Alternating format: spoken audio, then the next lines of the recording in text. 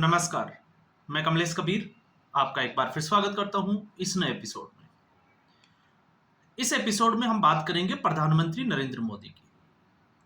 आज नरेंद्र मोदी नई दिल्ली में एमएस स्वामीनाथन के शताब्दी समारोह में एक अंतर्राष्ट्रीय सभा को संबोधित कर रहे थे और उस सभा में जिस तरीके से नरेंद्र मोदी ने अपनी बात रखी और जो बात उन्होंने रखी वो सीधे तौर से डोनाल्ड ट्रंप के टैरिफ वॉर से जुड़ी हुई थी। ये उसका जवाब था। अब अगर आप विपक्ष की मानेंगे तो विपक्ष ये कहेगा कि इसमें कहीं भी प्रधानमंत्री नरेंद्र मोदी ने डोनाल्ड ट्रंप का नाम नहीं लिया। तो फिर समझने के लिए हमें समझना पड़ेगा ऑपरेशन सिंदूर की चर्चा को। ऑपरेशन सिंदूर की जब चर्चा हुई तो विपक्ष जो है वो सीधे तौर से नरेंद्र मोदी को नरेंद्र सरेंडर कह रहा था और सीज फायर को लेकर जवाब मांग रहा था। उस वक्त भी नरेंद्र मोदी ने तो डोनाल्ड ट्रंप का नाम नहीं लिया, लेकिन जो बात नरेंद्र मोदी ने कहनी थी वो कही और उस बात को जहां पहुंचाना था वो बात वहां पहुंच गई। जब प्रधानमंत्री नरेंद्र मोदी ने यह कहा कि किसी भी कंट्री ने मध्यस्थता नहीं की तो ये बात सीधे जो है वो डोनाल्ड ट्रंप के पास पहुंची और डोनाल्ड ट्रंप ने कुछ ही देर के बाद में उस भाषण के बाद में भारत के ऊपर 25% टैरिफ की घोषणा कर दी। तो डोनाल्ड ट्रंप समझ चुका था कि ये नया भारत जो है वो अब झुकने वाला नहीं है। वो कहीं भी किसी भी तरीके से ट्रेड वॉर के या हम कहें कि ट्रेड डील के बहाने जो है वो ब्लैकमेलिंग सहने वाला भारत नहीं है और इस भारत के भरोसे उसको आपको पता होगा नोबेल प्राइज तो बिल्कुल नहीं मिल सकता। तो डोनाल्ड ट्रंप जोर देकर कहते रहे कि ट्रेड डील के बहाने शायद भारत जो है वो दबाव में रहेगा और ये कबूल कर लेगा कि हाँ डोनाल्ड ट्रंप ने मध्यस्थता कराई, लेकिन उसको नकार दिया। तो इसलिए मैं कह रहा हूं कि उस दिन भी जो है वो डोनाल्ड ट्रंप का नाम नहीं लिया, तो आज के अपने भाषण में भी सीधे तौर से डोनाल्ड ट्रंप का नाम नहीं लिया। लेकिन जिस दिन भारत पर ये 25% का टैरिफ लगा था उस दिन हमने बात की थी, यूएन का कुछ डेटा रखा था और उसमें हमने सीधे तौर से बात की थी उस दिन की कृषि सेक्टर में जो है वो एग्रीकल्चर सेक्टर में अमेरिका अपनी पहुंच बढ़ाना चाहता है और भारत जो है वो इसके लिए तैयार नहीं है। और आज प्रधानमंत्री नरेंद्र मोदी ने उसी के ऊपर जो है वो अपना स्पीच दिया। तो प्रधानमंत्री नरेंद्र मोदी ने कहा कि उनके लिए उनके किसानों का, उनके पशुपालक जो किसान है उनका और मछुआरों का जो हित है वो सर्वोपरि है, सर्वोच्च प्राथमिकता है। और फिर उसके बाद में जो लाइन कही वो लाइन ये थी कि उनको पता है कि उसकी जो है या इस काम की उनको बहुत बड़ी कीमत चुकानी पड़ेगी, लेकिन वो इसके लिए तैयार है। तो अब ये उन लोगों के लिए जवाब है जो नरेंद्र मोदी के ऊपर सवाल उठाते हैं। इससे साफ तौर से यह जाहिर होता है कि नरेंद्र मोदी के दिमाग में इसके लिए जो है वो पहले से ही प्लान है।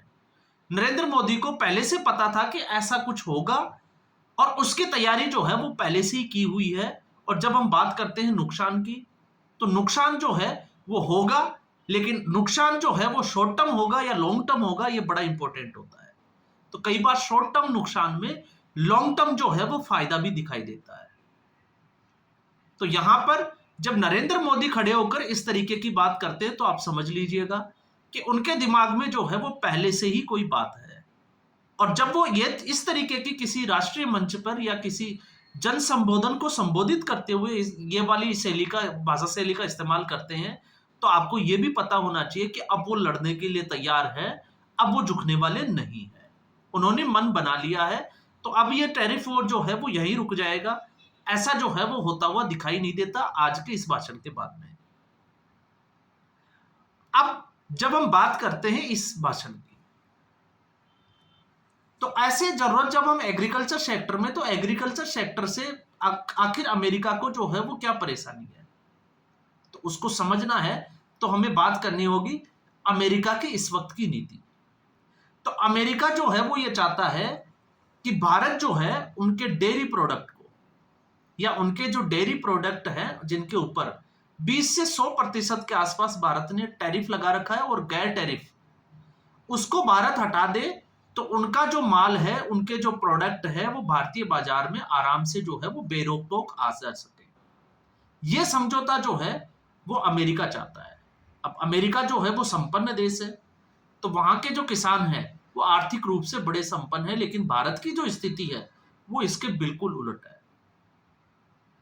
अब जब इसके बिल्कुल उलट है तो आप सोच कर देखिए कि अगर अमेरिका का जो प्रोडक्ट है, कोई भी डेयरी प्रोडक्ट या कोई किसानों की अगर हम बात करें, जैसे इसमें प्रमुखतया से हम देख सकते हैं अमेरिका के सेब, अखरोट, बादाम की हम बात कर सकते हैं, और जेनेटिकली मॉडिफाइड, फिर चाहे वो सोयाबीन हो और मक्का हो।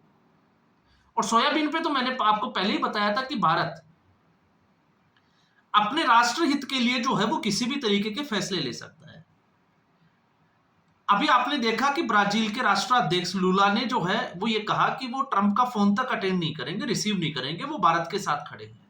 जबकि भारत ने अभी जो सोयाबीन का जो एडिबल ऑयल था, क्योंकि भारतीय मार्केट में जो है वो सबसे ज्यादा जरूरत है एडिबल ऑयल की, जो वेजिटेबल्स वगैरह आपको पता होगा सब्जियां वगैरह पकाने के काम आता है, तड़का लगाने के। तो ब्राजील से जो है वो अपनी डील कैंसिल करके भारत ने चीन के साथ एक डील साइन की है, जिसमें 15 से $20 सस्ता जो है वो सोयाबीन का ऑयल मिलेगा। तो भारत जब इस हद तक जा सकता है, तो फिर जेनेटिकली मॉडिफाइड जो सोयाबीन का ऑयल है, या फिर हम बात करें सोयाबीन और मक्का की, तो वो अमेरिका से क्यों खरीदेगा।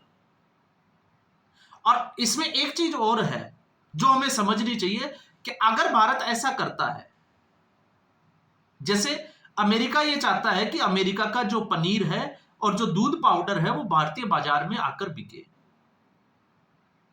तो इसमें एक कारण सीधे तौर से 8 करोड़ के आसपास जो किसान हैं जो एनिमल हस्बेंड्री का काम करते हैं, पशुपालक है, ये सीधे तौर से जो है वो उनको अफेक्ट करेगा। क्योंकि अगर भारतीय बाजार पे अमेरिकी प्रोडक्ट का कब्जा हो जाएगा तो भारतीय किसान अपने प्रोडक्ट को कहां बेचेंगे।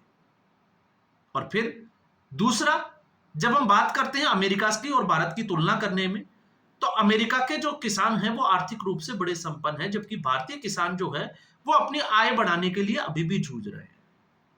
जैसा कि इस भाषण में नरेंद्र मोदी ने भी कहा कि वो किसानों की आय को बढ़ाने के लिए जो है वो पूरी तरीके से प्रयासरत है। तो फिर यहां का छोटा किसान कहां जाएगा, और फिर उससे भी बड़ा, जब हम बात करते हैं वहां के डेयरी प्रोडक्ट की, वहां के दूध पाउडर की, तो उसमें एक और जो मसला है वो है धार्मिकता। क्योंकि भारत जो है वो धार्मिक रूप से बड़ा संवेदनशील देश है, और ऐसे में अमेरिका के जो जितने भी जो पशुपालक है, जो डेयरी फार्म लगाते हैं, वो गायों को या तो सीधे तौर से मांस खिलाते हैं या मांस वाले प्रोडक्ट जो है वो उनको खिलाते हैं।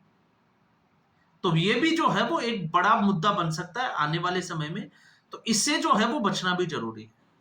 तो ऐसी स्थिति में भारत ने जो है वो साफ तौर से ये संदेश दे दिया कि एग्रीकल्चर सेक्टर के लिए भारत अमेरिका के लिए दरवाजे जो है वो भारतीय बाजार में बिल्कुल नहीं खोलेगा।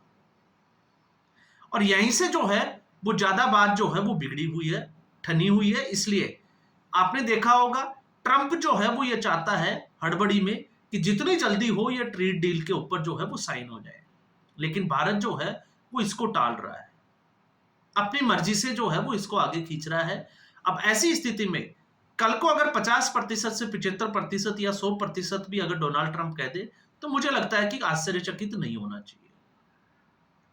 तो जहां पर जिसको जवाब देना था और जिस तैयारी की हम बात कर रहे थे कि नरेंद्र मोदी के दिमाग में कुछ तो प्लान चला ही होगा, इसलिए जो है वो इस तरीके की चीजें निकल कर आ रही है, तो आज उससे पर्दा भी उठा दिया। और साथ में आपने देखा कि एनएसए डोभाल जो इस वक्त रसिया पहुंचे हुए हैं, और अब नरेंद्र मोदी खुद जो है वो 31 अगस्त और 1 सितंबर को चाइना जाने वाले हैं। और ये बड़ा इंपॉर्टेंट है इस दृष्टि से भी, क्योंकि गलवान के बाद लगभग 6 साल पूरे को होने को आ गए, 6 साल बाद में चीन और भारत की जो है वो मुलाकात होने वाली है। तो कहीं भी आप देख लीजिए रसिया जिस मिशन के ऊपर काम कर रहा है कि किसी भी तरीके से रसिया, चाइना और इंडिया एक साथ जो है वो मजबूती के साथ आगे बढ़े और मजबूती के साथ उभर कर निकल कर आए। तो आने वाले समय में चीजें जो है वो बहुत सारी बदलने वाली है, और भी बहुत सारी चीजें जो है वो निकल कर आने वाली है। भारत और अमेरिका के इस जो ट्रेड वॉर का जो शुरुआत हुई है उससे संबंधित, क्योंकि अब जो है वो ये ट्रेड वॉर यहां रुकने वाली है ऐसा तो नजर आ नहीं रहा।